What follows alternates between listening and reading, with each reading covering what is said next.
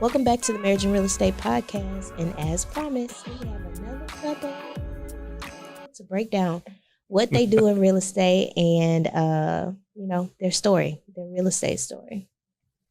Introduce the couple. Y'all, Kevin and I have been beefing, so y'all might see a little bit of beef energy here. We definitely beefing. In this episode. So disclaimer, this is a beef episode. Okay, so he's going to be extra. I'm not going to be extra. Okay, try to be good, okay? I'll be good. All right. Thank you. So we're going to beef too. No, y'all beef. No.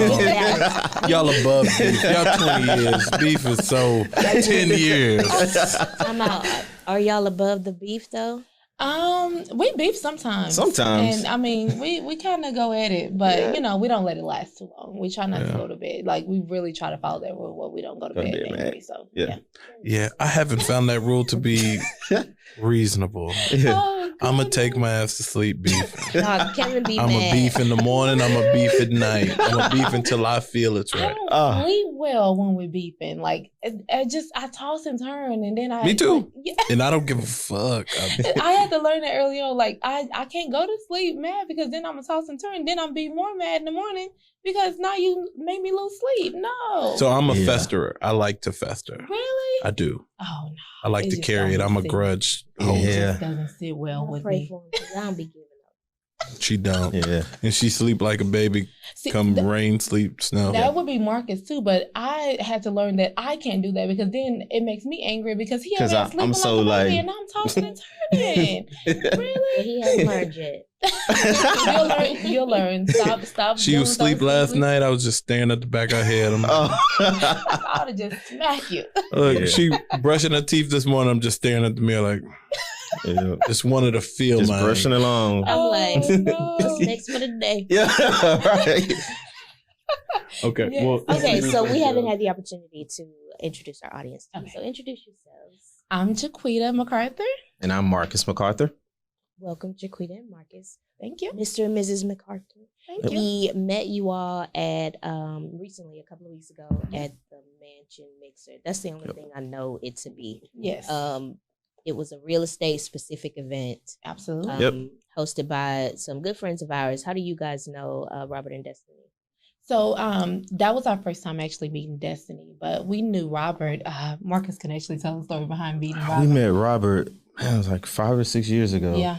And we were closing a deal at what was it? Not Capital. Capital Title.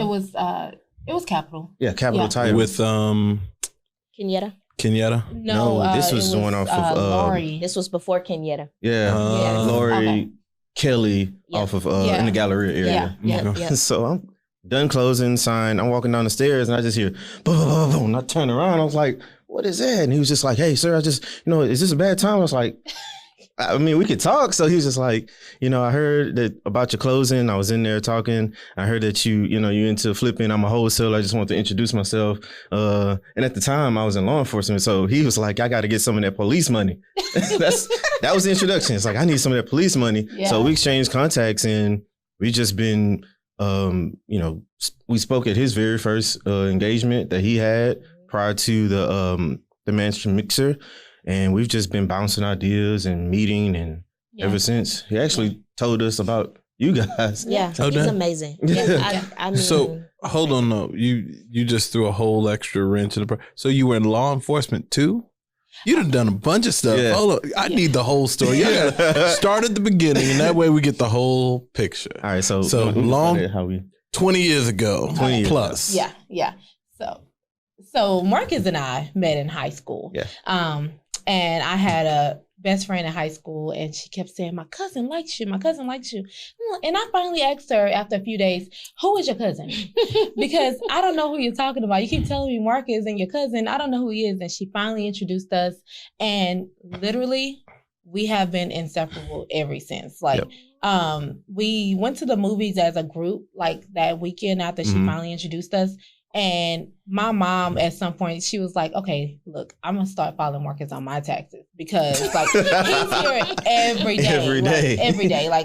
And everybody knows, when they see one of us, expect to see the other because we kind of come back as a package deal. So, that was 20 years ago in November that we've been together. And On the 22nd of April, we'll be married 10 years. So. Yes. Happy anniversary. Almost. Thank you. Thank you. We went to high school together, went to Prairie View A&M together. Yep. We both majored in chemical engineering. Mm-hmm. We have 3 children. Yep. And Yeah. So I guess the law enforcement came in. So as she said, we both have a degree in chemical engineering, and it was boring to me. I'll just be honest. You're just looking at spreadsheets all day, changing numbers. And so I ended up switching from that to IT because that's what my background really was through high school and stuff like that. And so I fell into law enforcement in forensics, digital forensics, like what you would see on, CSI.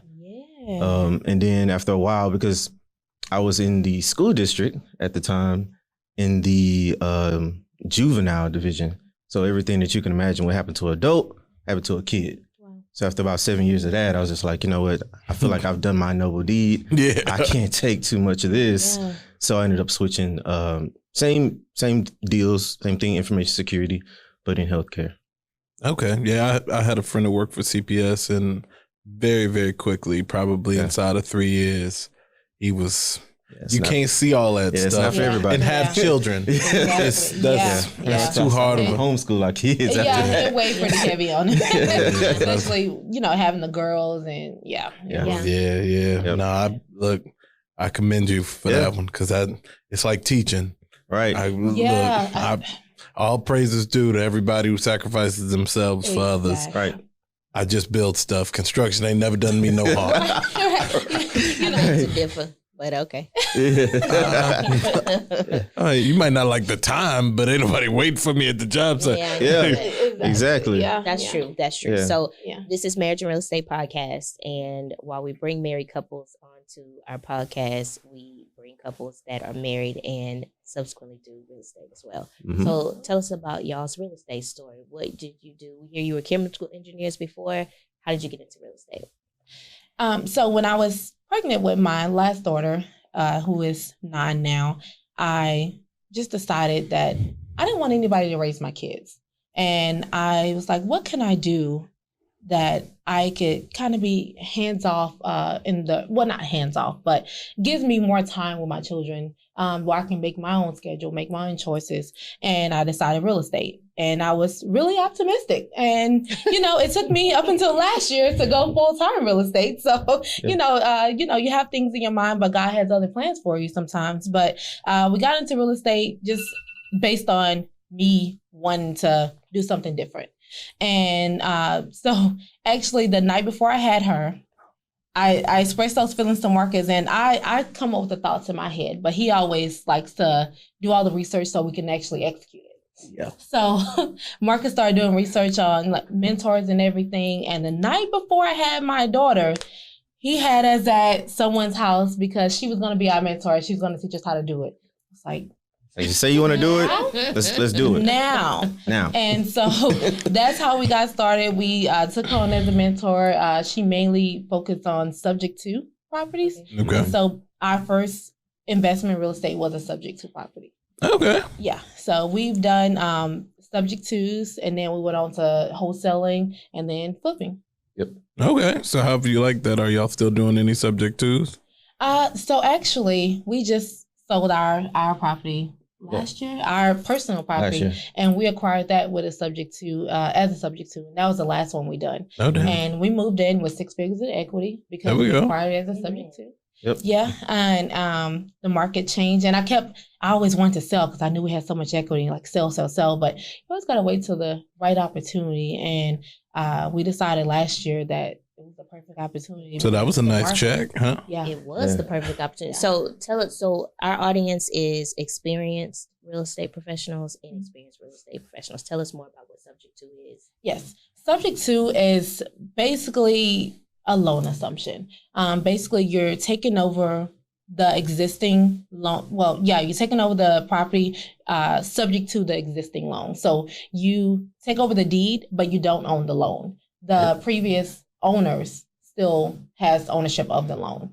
And take it to the title company, close just like any other property. They present you with paperwork that's going to protect you as well, you as the buyer, as well as the previous owner, I guess you can say. Mm-hmm. And Yeah, you just assume the loan and you make the payments. And as long as you're making on-time payments, should not have any issues. Right. Like taking over a car note.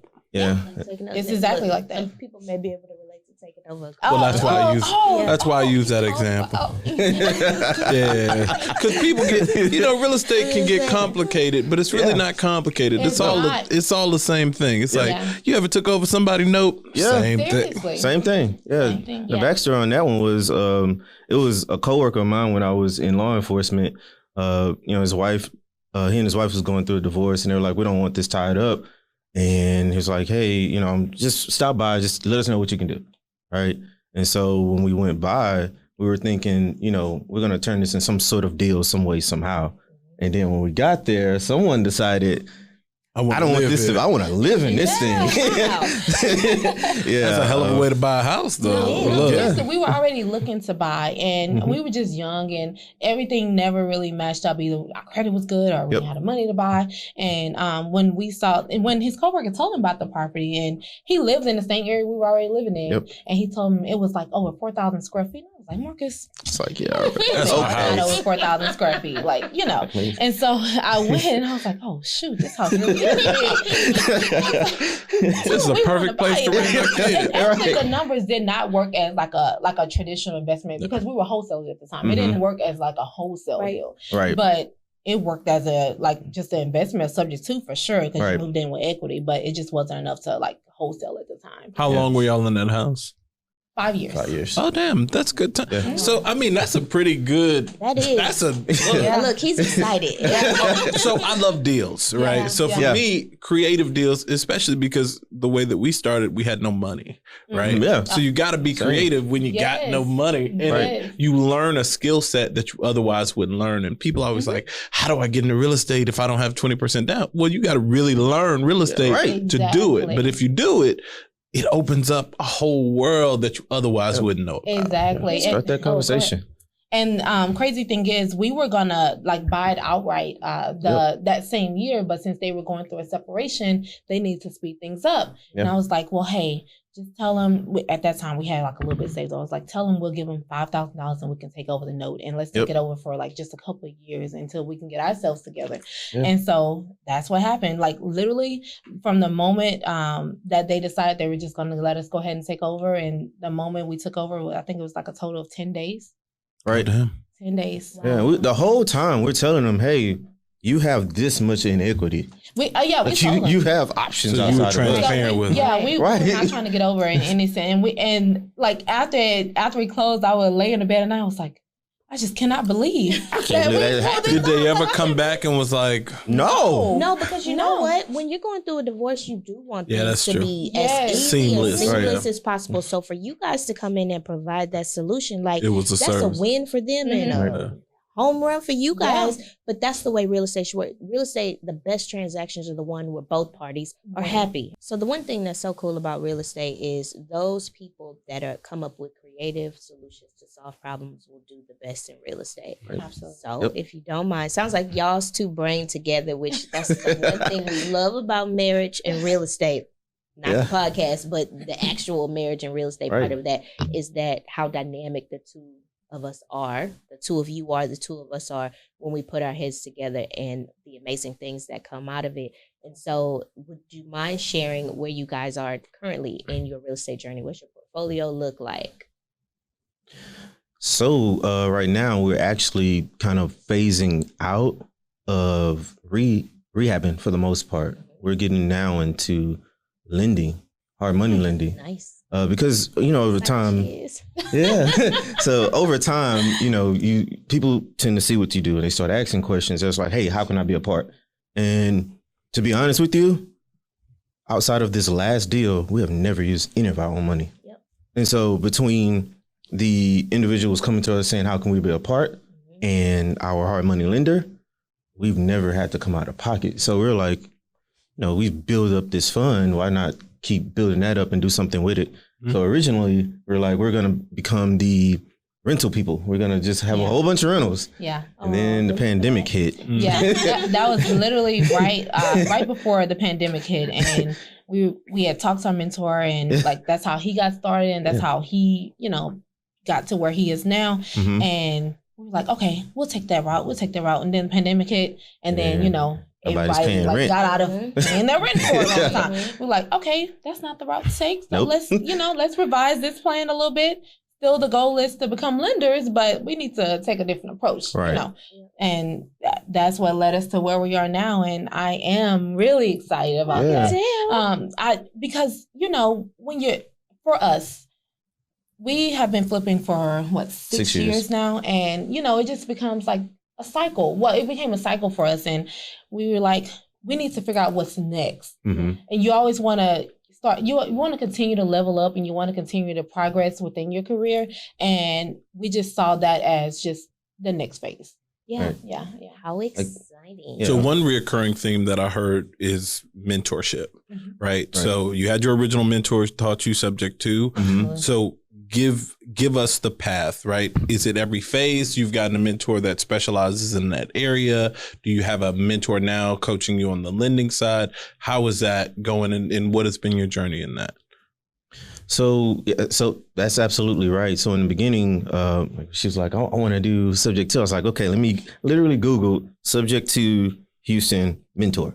And then I saw a name that came up, and I was just like, this looks like a good person. And so, you know, she taught us everything for that. The only thing we didn't have a mentor on was like wholesaling. Yeah, I was wondering if you're going to. School of the hard knocks right there. We just had to. It was basically YouTube and actually just connecting with other people that were in the industry, not necessarily using them as a mentor, but just seeing what worked for them and just trying out different things. And we literally went through a year where it was just trial and error until we found something that really just hit, and we done that for a while. So in that year, just going to be completely honest and transparent, we were spending about $3,000 a month in marketing. Didn't get a single deal, not one deal. And this was a while back, so that was quite a bit. But yeah, in this part of our investing career, yes, we do have a mentor for the lending side, and he is like one of the top 3 in the Houston area right now. So absolutely. And he is very personable. Like we just had lunch with him yesterday. He, gives us great advice, and he's always available to us. So. Dope. Always available. We kind of caught him on the way up, because what we started to notice as we went to him, like, here's this deal, here's what we need, here's the repairs, all of the numbers. And he would take a while. And I was like, this is different. And then he went from taking a while to, here's my disposition guy. And I was like, disposition guy? Okay, I feel like we need to get in now. Like, what are you doing? Because this thing is growing and growing. Yeah. And as we started to, get out and network, his name just kept coming up and coming up. And I was like, I think this is the time for us to try to, get in, have that conversation, to pitch mentorship, to see if he's even open to something like that. Yeah. And he couldn't have been more welcoming. Oh, yeah. That's dope. And, I think that we advocate for mentorship a lot. Yeah, definitely. Here on the podcast, because we've had mentors throughout our real estate investing career, and people always come to us now. I'm like, hey, do you mentor? And we don't, but we do refer people to mentorship, and we do invite people into the marriage and real estate community. This is our kind of form of mentorship. Absolutely, exactly. Absolutely. Yep. So the one thing I know is not very many of us do what we do. So you clearly are extraordinary. I'd love to hear what the reception is from your family. Like, what do they think about y'all? Are y'all like the ones like? Yeah. Wait, this is public, so be nice. No, we're good. We love our family. They love us. Yeah, they love us. And I was about to say, not to brag too much, but within our family, I'm the oldest daughter, and my oldest brother never lived with us. And then Marcus is the oldest as well. So we've always been like the ones. Yeah, and, always. Everybody looks to us to do great things. And that's one of the reasons why we majored in engineering. And we made it a point to actually graduate, even though we had 2 children while we were in college. We knew we had to do those things, not only for us, but for the people that were behind us. Not our children, but, our siblings and everything. So, yeah, we are the ones.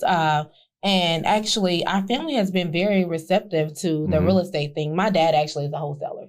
So they've been very receptive to the real estate. They actually want to learn. They want to be involved. Yeah, they've invested. They've actually invested. They've actually invested. So they love it. Yeah. They love it. And we've been very blessed in that sense. So. Yeah. So for our family, we're kind of take a Will Smith quote.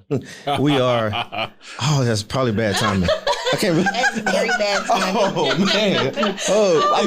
I've said it. Now I got to finish it. We just wanted to be an example of what's possible. You wanted to smack the competition.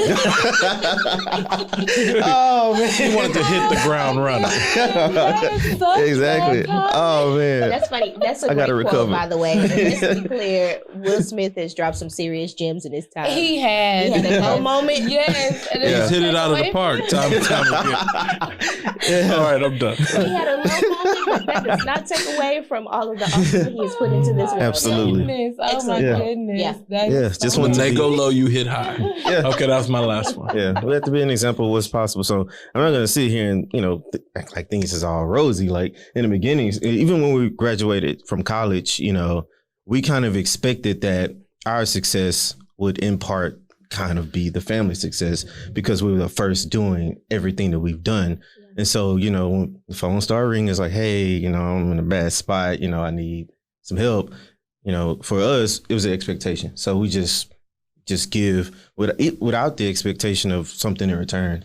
That's how we started. And that's how things are now. It's just whenever someone needs help, we're just open to help in the family, outside the family, Yeah. Her closing, she's always helping, giving back commissions and just. And I mean, our family they really do just support us greatly, like, even outside of real estate with the children and everything. That's one of the reasons why we live on the side of town we live on, to be closer to them so they can help us help them, type situation. So yeah, it's been great actually with our family.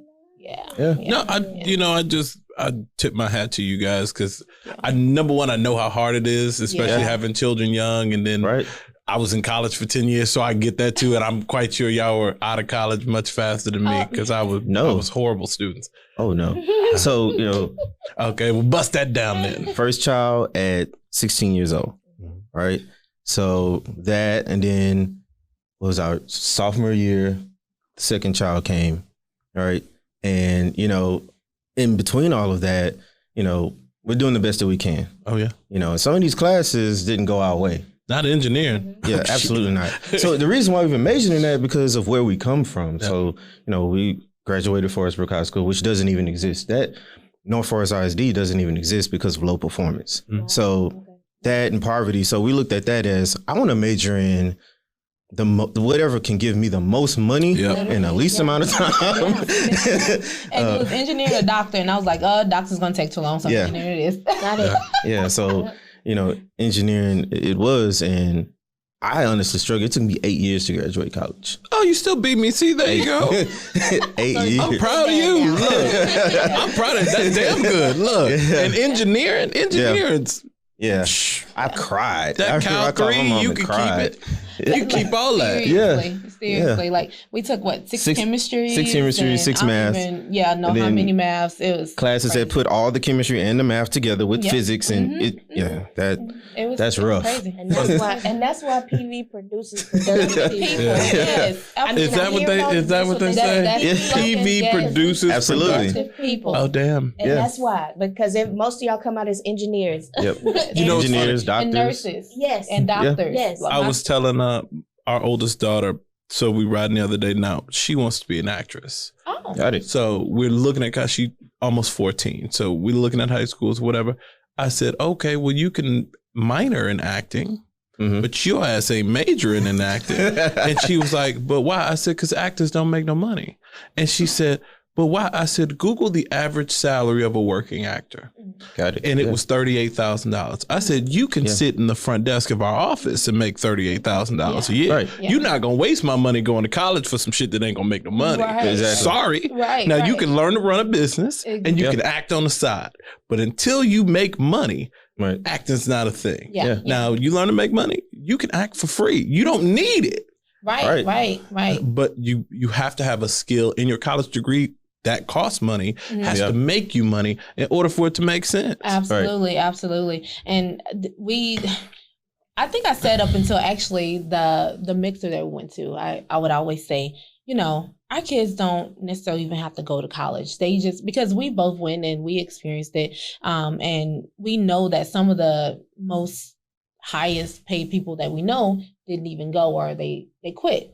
And so we would always say, well, they don't have to choose to go to college. But then we met Mr. Harry, and he, his main goal was to put his children through college. And one thing that really resonated with me that he said was that college teaches them skills. Yeah. Skills you can't learn in the real world. It teaches you how to maneuver and manage situations. Right. And that really resonates to us, not to just to me, but to us, because like Marcus said, whenever we get in a bad spot, we always go back to when we were in college and didn't have anything. And if we made it through that, we can make it through anything. And that literally, that's what we always go back to. And it just taught us a certain skill level that you just can't get just like going out into the real world. So I take my statement back, kids always make you eat your words, right? Yeah. So our kids do have to go to college, and I don't know if I want them to major in acting either. So I mean, seriously, honestly, what college does is it provides a platform to fight poverty, especially in the Black community. Yes. Right. Because the reality of the situation is we wouldn't be where we are if our siblings or whatever, we're not the oldest. We're actually between the youngest and the middle. Because there's bonus children. So we're like almost like in the middle.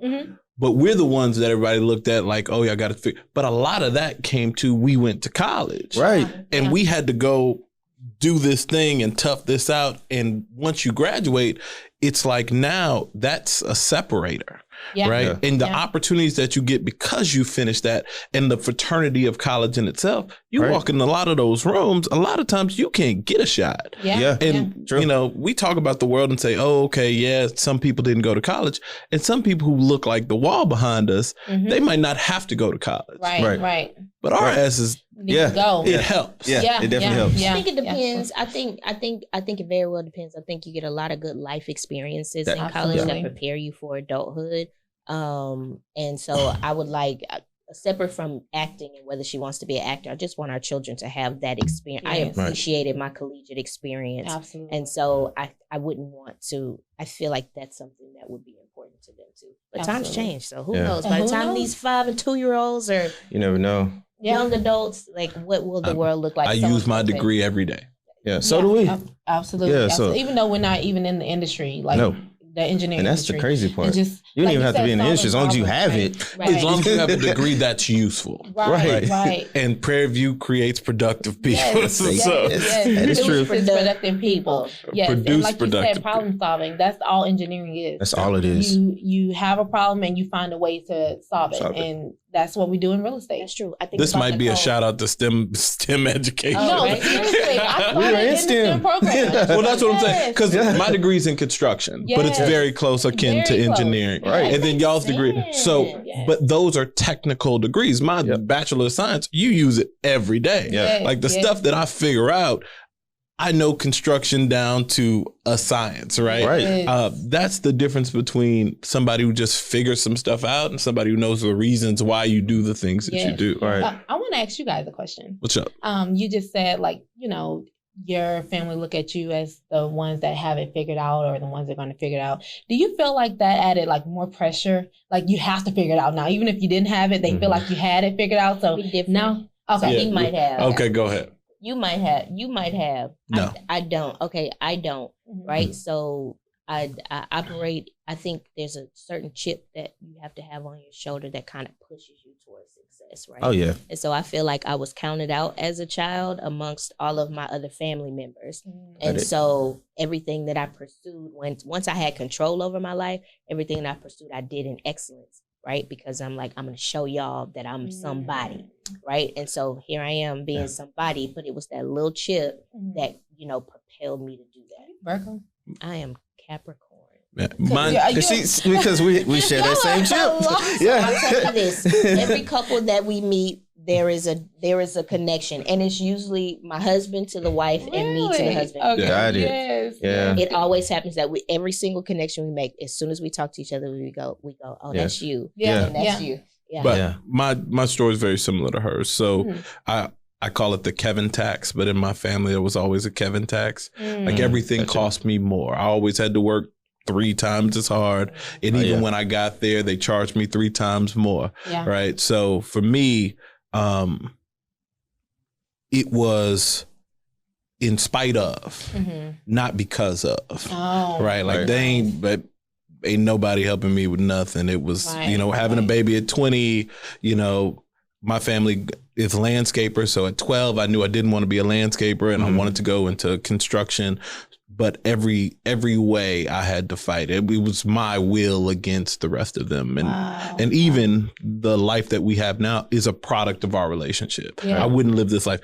I was happy just being a W-2 employee because I started a company at 19 and I figured out very early that paying the bills and doing the work was very hard to do. So I decided to just go make the money work in corporate. But when we got together, the opportunity was greater together than it was with me separately. So everything that we have, we built together. That's crazy how aligned the stories are. Yes. So you have the trip.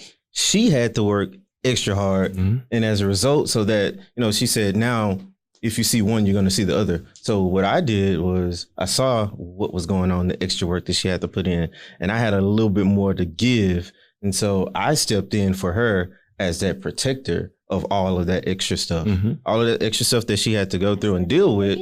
I'm stepping into it and I'm going, let me take on this. Let me help out in this way because I know I can take that on. You don't have to take on everything alone. I'm going to be, and I was 16.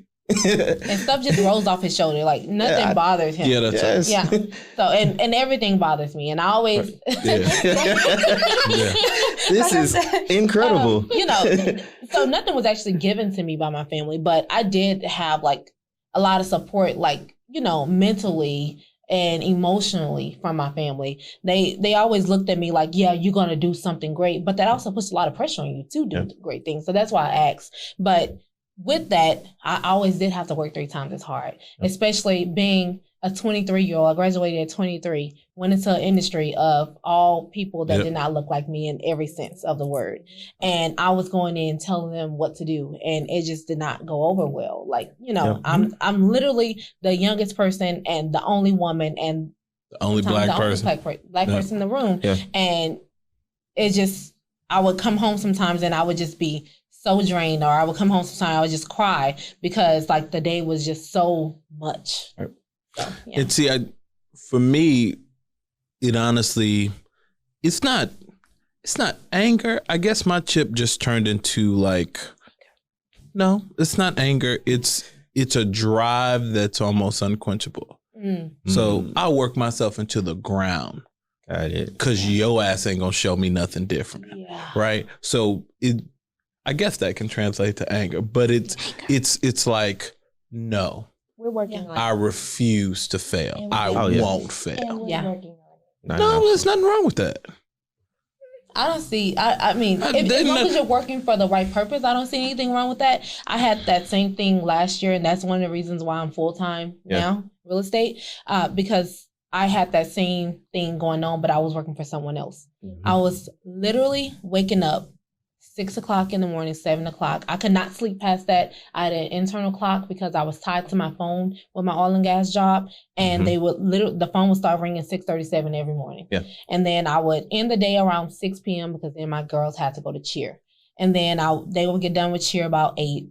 9 o'clock, they're in the bed. I'm starting back to work and I'm working until 2 a.m. Yep. Because no one was going to tell me I was not good enough for this job. No one was going to tell me that I missed something. And even as I slept from 2 to 6, my mind was steady going on what you missed. What did you miss? What did you miss? And so I feel like as long as you're working for the right purpose, there's nothing wrong with that. I mean, from what I can see, because now you're working towards something for your family. Right. And that's why for generations to come versus, working to build someone else's dream. So that's why we went full time. It is. Birthday.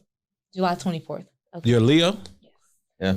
Yeah. That's why. And I'm right there at the front. I'm a Leo. I'm a Cancer Leo. I'm emotional. I felt the Leo. I know a Leo when I see one. I've she does. The Leo. Yep. I can tell because I know a Leo's energy, and you guys are my favorite person.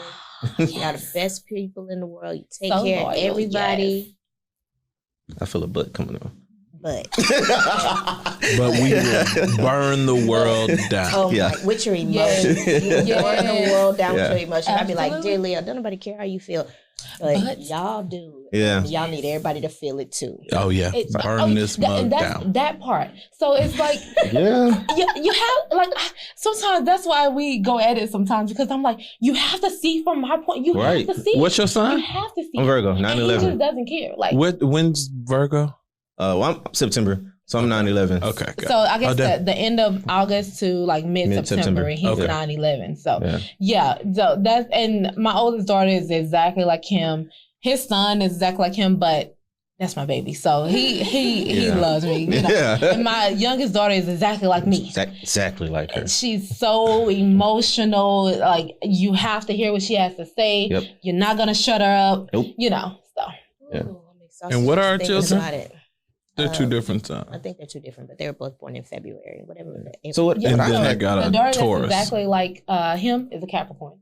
Yeah, that's right. And actually no, she's Aquarius. Sorry, she's Aquarius. That's end of January, beginning of February. Right. Yes. Yeah. And we have an Aries. That's our son. And then I have a Scorpio.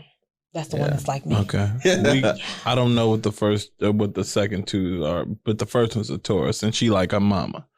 And she get on my goddamn because Tauruses and Leos don't mix. Yeah. So that's the fiery. Yeah. Oh, and it's just, and as she gets older, it just. Yeah. But the thing that I've come to realize with both of them is their passion and their rage go hand in hand. Oh yeah. They burn the world down. But they're so loving. And we'll build it back. Right. Just to spite you. Yes. We'll burn that bitch down. And just because you said we couldn't build it back, we'll build it back twice as big. Exactly. Yeah. And I love that. Yeah, exactly. I will pray for you because if you do, sure will. These Leos just be. But see, that's how you get stuff. Like that's the it's exactly. No, but that's your life is built on that too. Your life is built on that. And there's other ways to get stuff, but that's how you get stuff. Okay. I understand that.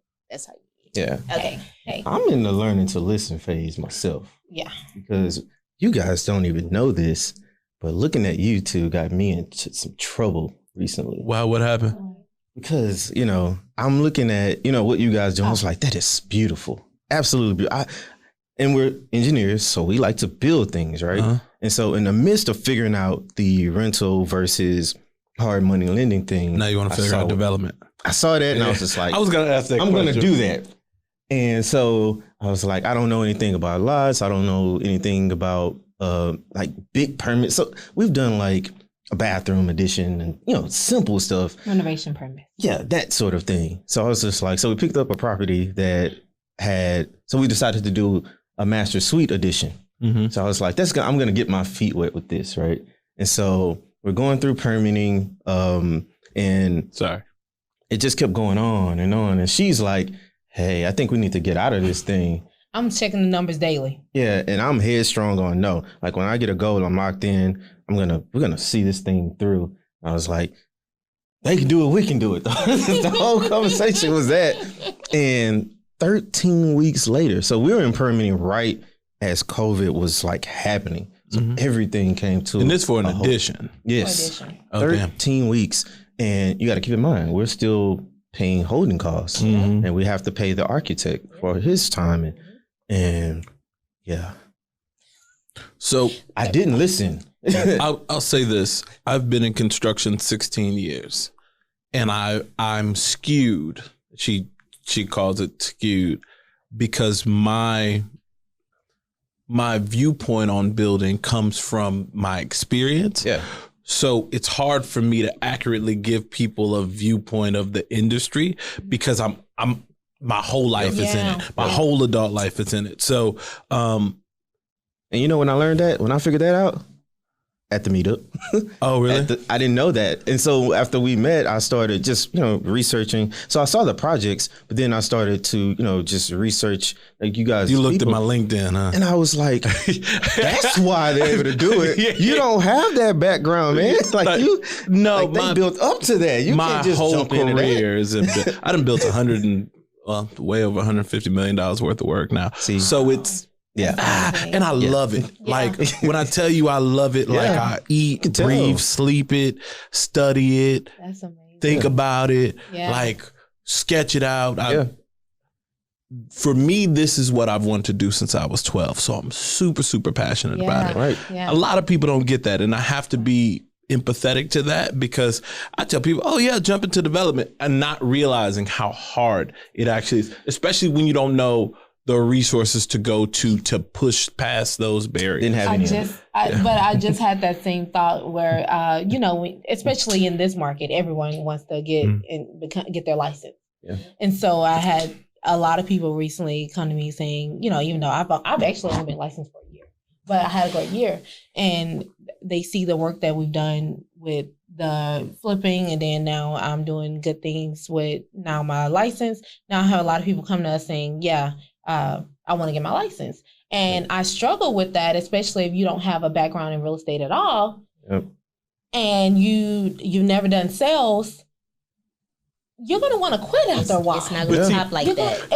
That's the other skewed side of it, because she got her license. We had been investing for 3 years at that point, paying realtors her salary. Yeah. So the reason we got a license was we were already going to pay the money. Yeah. We might as well pay you. Yeah. So exactly. Once she got her license, her first year, she doubled her salary. And everybody's looking at it like, oh, well, how do you go so fast? Like, we were doing this already. Exactly. And so that's why I struggle with when people come to me and they just want to just quit their jobs and they had nothing to do with real estate. Like before then, it's not as easy as you think, especially if you come with no real estate background. I'd be like, They're like, yeah, man, I'm going to quit my job tomorrow. It's like, all right. That mortgage come mighty regular. Exactly. I just make sure to tell them how difficult it is. Not being a Debbie Downer or being negative, but you're going to go through the reality. Especially when you first get your license. Like, there's so much fanfare and excitement when you first get your license. Like, oh, I got my real estate license. And in my mind, I'm thinking about reality. I'm like, ooh, it's going to be real hard for you to get a deal. When you do get a deal, it's going to be really hard for you to figure out what to do with it. Yep. You don't get the support that you think you're going to get that's out here.